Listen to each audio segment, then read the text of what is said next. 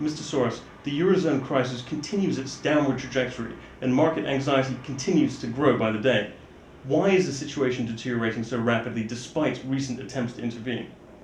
Because the European authorities have been taking an incremental approach, not seeing a clear solution in sight. They have been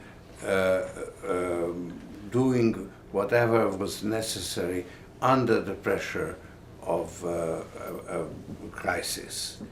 But I think they are coming to the end of the road because of the decision of the German Constitutional Court, which said that what they've done so far is legal, constitutional, but they can't go any further in doing something without a new treaty that would have to be ratified by the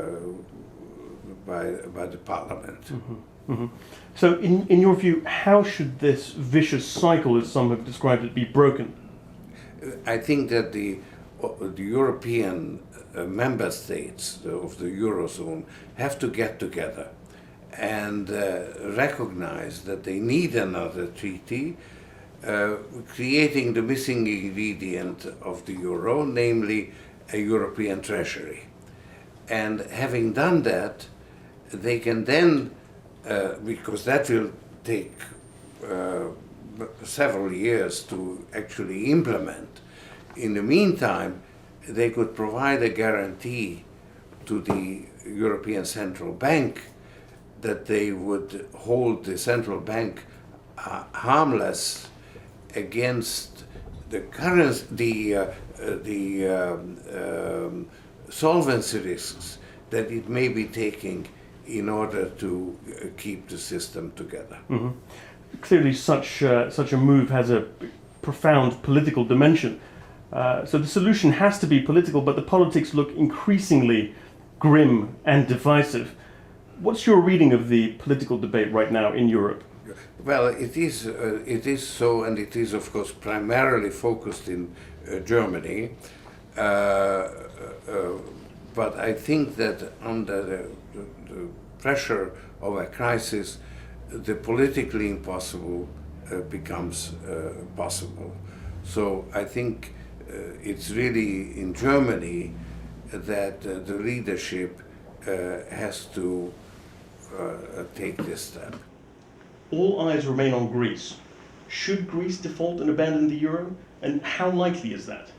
Look, I think Greece will do whatever is necessary in order to obtain the next installment of the rescue package. They'll pass whatever laws are being asked of them. So they'll get the next package. And that will postpone the Greek crisis till December, when the next installment is due. And then it depends on whether Greece has the resolve to take the pain that is necessary to meet those conditions. And then that will be the climax of the euro crisis. Is the default inevitable in your view? No, I don't think it is inevitable. But I think that you have to prepare for the possibility. So you have to think of the unthinkable, namely a Greek default.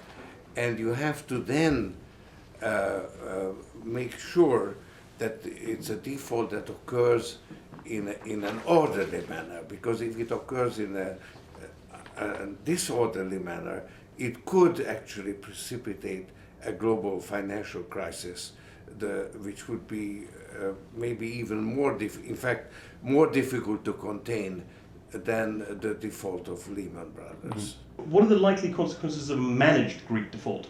Is such a thing manageable at present? Definitely. I think it's clear to me, at least, what is involved, because you would have to protect the depositors in Greek banks, because if people lose their money in a Greek bank, then a euro deposited in an Italian or Spanish bank would not be worth as much as one deposited in a Dutch or a German bank. So you would have a run on the banks in other countries. So you have to protect the Greek depositors, and that would cost money. You would also have to make some effort to keep the Greek banking system functioning, so that Greece doesn't collapse. And I think the IMF is well suited to provide that kind of support. Mr. Soros, thank you very much for your time. Pleasure.